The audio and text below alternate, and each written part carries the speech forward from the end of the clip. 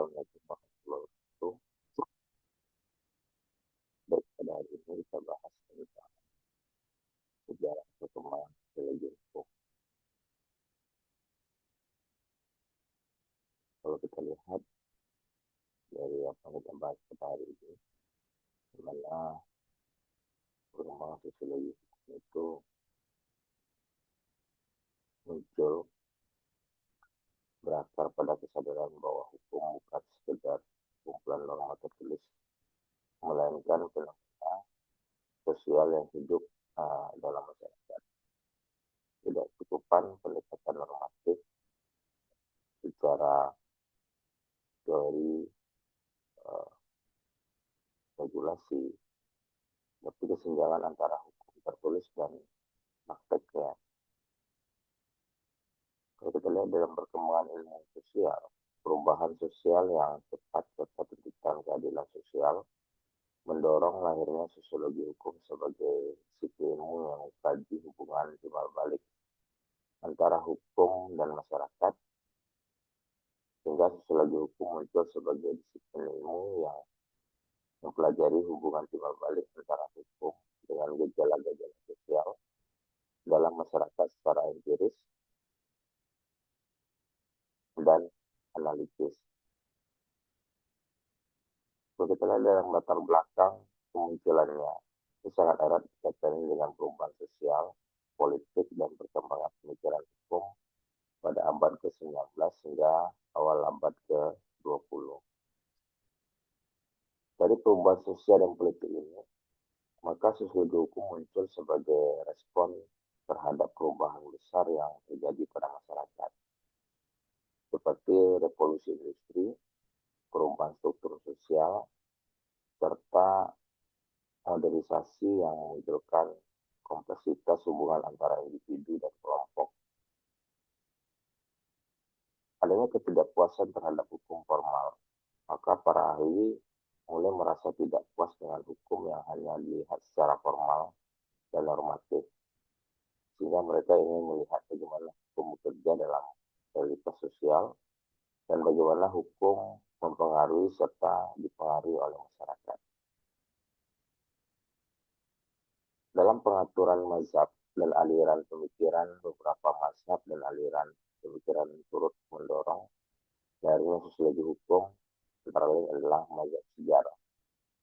Di sini disebut dengan Carpon seperti mana hukum tidak dibuat tetapi tumbuh bersama masyarakat. Yang banyak kita kenal dengan sumber hukum kebiasaan, yang mana aturan-aturan dan yang mengatur masyarakat sendiri berasal dari kebiasaan dan masyarakat yang membuat aturan tanpa tertulis sehingga melahirkan aturan-aturan untuk mengatur tingkah laku dari masyarakat sendiri. Dan ini ada aliran utility Negeramini Detan. Hukum harus bermanfaat bagi masyarakat. Kita lihat bahwa bukan sekedar mengatur dari tingkah laku masyarakat itu saja, tapi hukum itu juga bermanfaat bagi masyarakat, di mana kita tahu yang jelas hukum itu ada yang menyelesaikan konflik antara individu dengan individu dengan kelompok atau kelompok dengan kelompok, dan hukum itu memecahkan masalah-masalah yang digunakan oleh masyarakat atau kelompok tentu. Selanjutnya, aliran sosial jurisprudensi, yaitu GNR Relic. Jadi menjelaskan bahwa hukum harus sesuai dengan hukum yang hidup di masyarakat, atau living law. Ya, tadi dijelaskan bahwa sumber hukum bukan saja sekedar regulasi yang dibuat dalam bentuk undang-undang, tapi juga bersumber dari kebiasaan-kebiasaan yang terjadi di masyarakat itu sendiri. Maka di dalam hukum di Indonesia, kebiasaan merupakan bagian dari sumber hukum. Jadi kita lihat dengan adat, kita lebih dekat dengan ada Minangkabau, ya, sehingga ya Agung ada Minangkabau pun menjadi sumber hukum ya, untuk mengatur segala segalaku penyelesaian masalah yang ada di masyarakat itu sendiri. Selanjutnya, alian pragmatik dan legal realis Rescue di sini menjelaskan hukum sebagai alat rekayasa sosial. Kalau kita lihat dalam konteks ini, bahwa hukum juga menjadikan perubahan sosial bagi masyarakat itu sendiri. Bisa saja semakin maju, berkembang, ya, dan misalkan segala permasalahan-permasalahan. Tidak sekedar memvonis atas kesalahan yang dilakukan oleh masyarakat atau kelompok tertentu, tetapi juga mengarahkan kepada yang lebih baik, tatanan dari kehidupan masyarakat itu sendiri. Kalau kita lihat dari tokoh-tokoh penting sosiologi hukum ini, kalau kita lihat Domenico Angeletti, ini merupakan sosok yang pertama kali memperkenalkan sosiologi hukum pada tahun 1882 di Italia. Selanjutnya Emil Durkheim, dia memandang bahwa hukum sebagai cermin norma sosial dan alat integrasi sosial. Selanjutnya adalah Montesquieu, ini membahas keterkaitan hukum dengan geografi, budaya, dan kondisi sosial masyarakat. Kita lihat dalam perkembangan sosiologi hukum sendiri, bahwa sosiologi hukum ini berkembang sejak abad ke-19, terutama di Eropa dan Amerika. Jadi sebagai respon terhadap kompleksitas hubungan sosial dan kebutuhan untuk memahami hukum secara empiris.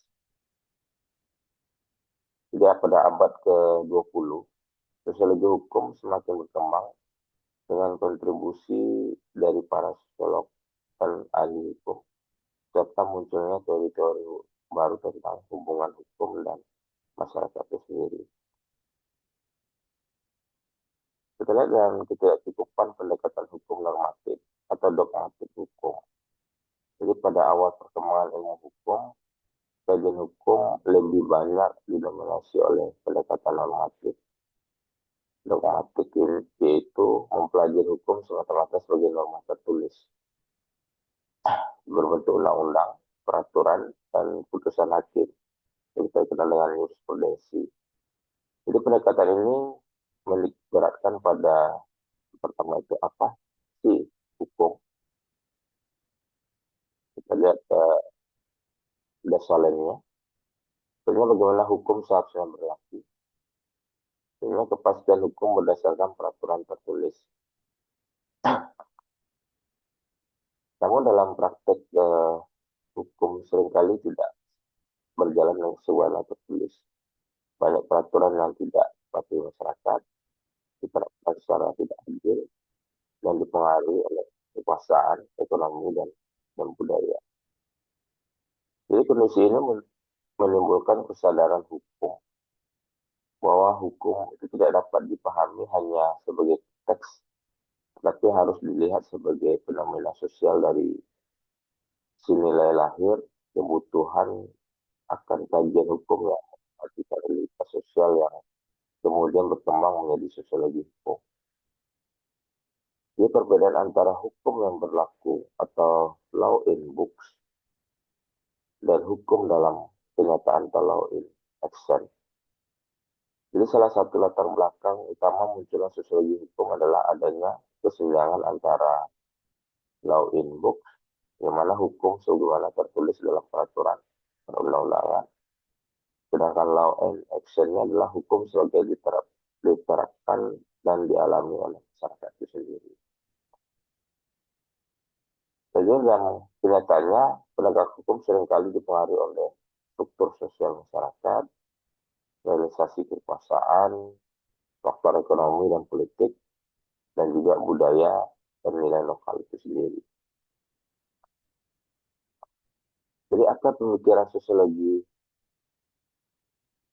klasik ini kita lihat dalam pengertiannya, sosiologi klasik ini adalah tahap awal perkembangan ilmu sosial sosiologi yang muncul pada abad ke-19 hingga abad ke-20, ditandai dengan pemikiran para tokoh pendiri sosiologi yang berusaha memahami perubahan besar dalam struktur masyarakat.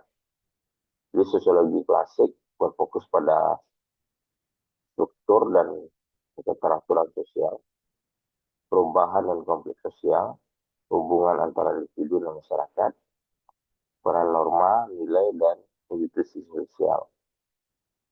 Pemikiran sosiologi klasik menjadi fondasi teoritis bagi perkembangan sosiologi modern termasuk sosiologi hukum. Kalau kita lihat latar belakang histori munculnya sosiologi klasik ini, yang pertama akar pemikiran sosiologi klasik tidak dapat dipisahkan dari perubahan besar dalam sejarah manusia, yang mana seperti revolusi industri, yang mana revolusi industri ini muncul pada abad ke-18 hingga 19, yang mana menyebabkan peralihan dari masyarakat agraris ke industri. Karena urbanisasi besar-besaran, munculnya kelas sosial baru, ketimpangan sosial, dan konflik kelas. Jadi perubahan ini mendorong para pemikir untuk mencari penjelasan ilmiah tentang tatanan sosial dan masalah sosial yang muncul. Selanjutnya melatar belakangnya revolusi Prancis ya, pada tahun 1789. Ini menandai runtuhnya sistem feodal dan absolutisme serta lainnya, dan ide kebebasan, kesetaraan, dan persaudaraan, negara modern dan hukum positif, tantangan terhadap otoritas tradisional. Jadi kondisi ini menimbulkan pernyataan tentang bagaimana masyarakat dapat tetap tertib tanpa otoritas tradisional yang menjadi fokus sosiologi klasik itu sendiri. Kita lihat dari sini faktor-faktor munculnya sosiologi hukum. Yang pertama itu perubahan sosial dan politik. Sosiologi hukum muncul sebagai respon terhadap perubahan besar yang terjadi pada masyarakat, seperti revolusi industri, perubahan struktur sosial, serta modernisasi yang munculkan kompleksitas hubungan antara individu dan kelompok. Jadi ketidakpuasan terhadap hukum formal, jadi para ahli mulai merasa tidak puas dengan hukum yang hanya dilihat secara formal dan normatif, sehingga mereka ingin melihat bagaimana hukum bekerja dalam realitas sosial dan bagaimana hukum mempengaruhi serta dipengaruhi oleh masyarakat. Yang ketiga, faktornya adalah pengaruh mazhab dan aliran pemikiran.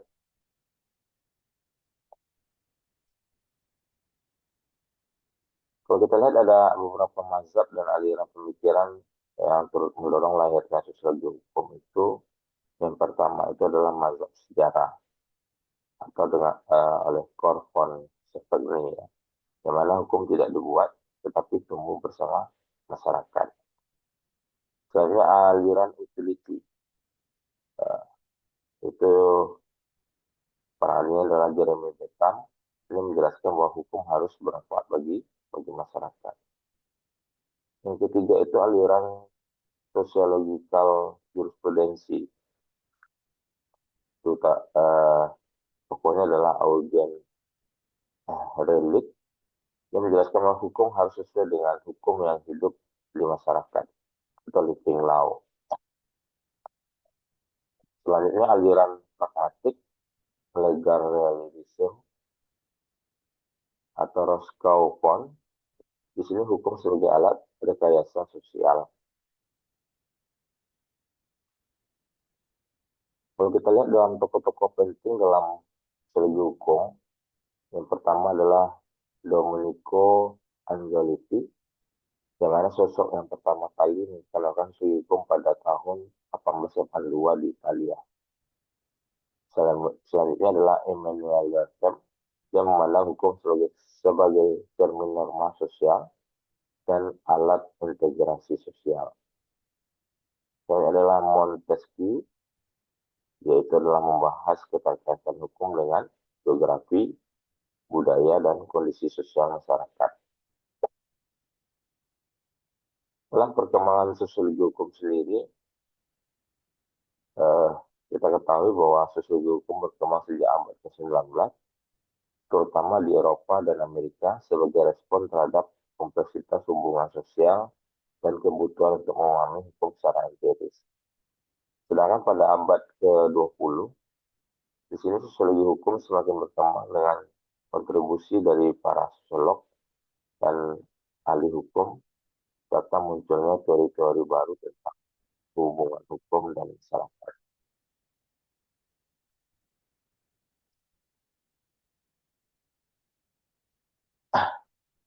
Kalau kita lihat dalam pengaruh filsafat dalam pemikiran sosiologi hukum, kita lihat ada pemikiran sosiologi klasik dipengaruhi oleh beberapa aliran filsafat utama. Yang pertama itu adalah positivisme. Ini dipengaruhi oleh ilmu alam. Jadi positivisme menekankan bahwa fenomena sosial dapat dipelajari secara ilmiah. Metode empiris dan observasi digunakan untuk memahami masyarakat. Tokoh utamanya adalah Auguste Comte. Selanjutnya adalah pemikirannya adalah rasionalisme dan pencerahan, di mana menekankan penggunaan akal dan rasio untuk mengkritik tradisi dan dogma, dan membangun tatanan sosial yang rasional. Pemikiran ketiga adalah materialisme. Ini melihat kondisi material, di mana ekonomi dan produksi sebagai faktor utama membentuk struktur sosial, yang mana tokohnya adalah Karl Marx. Tokoh-tokoh utama dalam pokok pemikiran sosiologi klasik ini seperti Auguste Comte itu pada tahun 1798 sampai 1897. Dia dikenal sebagai bapak sosiologi, yang mana pemikirannya ada hukum tiga tahap, yaitu teologis, metafisis, dan positif. Di sini sosiologi sebagai ilmu positif untuk menciptakan keteraturan dan kemajuan sosial, dan masyarakat harus dipelajari secara ilmiah seperti alam, yang mana kontribusi Auguste Comte ini adalah meletakkan dasar metodologi sosiologi dan menekankan pentingnya keteraturan sosial. Kalau kita lihat dalam Karl Marx sendiri pada 1818 sampai 1883, dia menyatakan bahwa sosiologi konflik dan metalisme historis. Yang pertama adalah pokok pemikirannya adalah sejarah masyarakat adalah sejarah perjuangan kelas.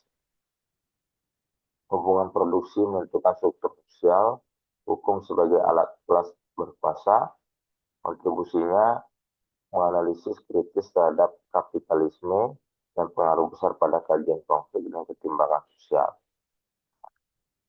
Selanjutnya ada Emile Durkheim 1858 sampai 1917. Pernyataannya adalah sosiologi sebagai ilmu tentang fakta sosial, di mana pemikirannya fakta sosial bersifat eksternal dan memaksa individu. Solidaritas mekanisme atau organik dihukum sebagai cerminan solidaritas sosial atau komprehensif dan restitutif. Kontribusinya yang menjadikan sosiologi sebagai disiplin ilmiah yang otonom, selanjutnya mengkaitkan hukum dengan struktur sosial itu sendiri. Dalam relevansi pemikiran sosiologi klasik di era modern, kita lihat meskipun lahir pada abad ke-19, pemikiran sosiologi klasik tetap relevan untuk menganalisis ketimpangan sosial, memahami peran hukum dan masyarakat, mengkaji perubahan sosial dan modernisasi, dan menjelaskan konflik dan integrasi sosial.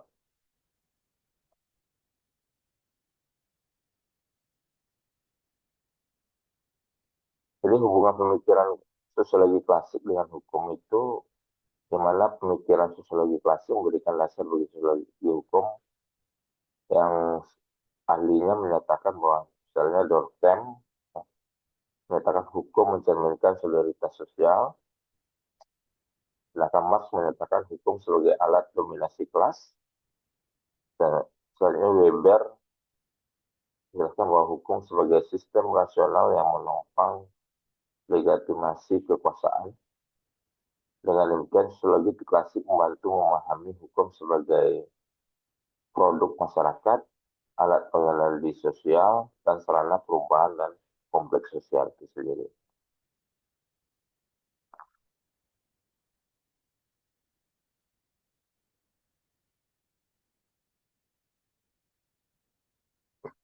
Dalam perkembangan sosiologi hukum di Eropa, kalau kita lihat dalam perkembangan sosiologi hukum di Eropa dimulai pada abad ke-19, ini sebagai respon terhadap perubahan sosial politik dan hukum signifikan akibat revolusi industri. Di revolusi Prancis dan modernisasi. Jadi sosiologi hukum di Eropa berkembang melalui kontribusi para tokoh besar dan pergeseran paradigma pemikiran hukum dari normatif menuju pendekatan empiris dan sosial. Kalau kita lihat awal mula perkembangannya, di sini sosiologi hukum pertama kali dikenalkan oleh Domenico Angelotti di Italia pada tahun 1882. Meskipun akar pemikirannya sudah terlihat pada karya Montesquieu yang membahas hubungan antara hukum dan kondisi sosial, geografis, serta budaya masyarakat. Jadi akar pemikiran sosiologi klasik, kalau kita lihat dari upaya mengalami perubahan sosial besar ini akibat revolusi industri dan politik.